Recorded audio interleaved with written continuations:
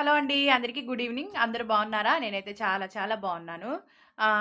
నేనైతే మీ అందరికీ ఒక విషయమైతే చెప్పాలని జెప్పేసి మీతో ఒక విషయం నేను షేర్ అయితే చేసుకోవాలని జెప్పేసి ఈ వీడియో అయితే తీస్తున్నాననమాట. అదేం లేదండి. నేనైతే నా లైఫ్‌లో నేను ఫేస్ చేసిందైతే నేను ఒకటైతే షేర్ చేసుకోబోతున్నాను. అందరూ కూడా చాలామంది ఫేస్ చేసే ఉంటారు. ముఖ్యంగా అమ్మాయిలు ఫేస్ చేసుంటారు.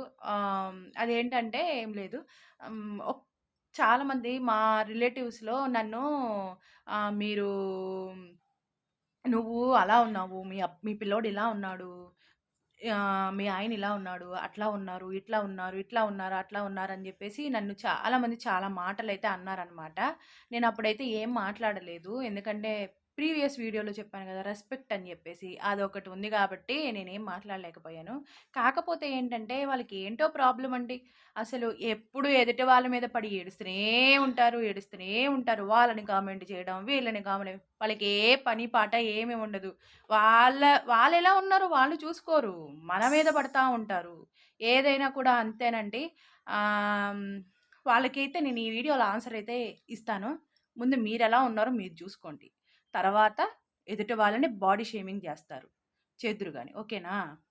ముందు మీది మీరు జూసుకోండి. ఒక వేలు మనల్ని చూపిచ్చేటప్పుడు 4 వేళ్ళు మనల్ని చూపిస్తాయన్న విషయం మీరు తెలుసుకోండి. అర్థమైందా? నన్నింకొక్కసారి ఎవరైనా ఏమైనా అంటే మాత్రం మామూలుగా ఉండదు.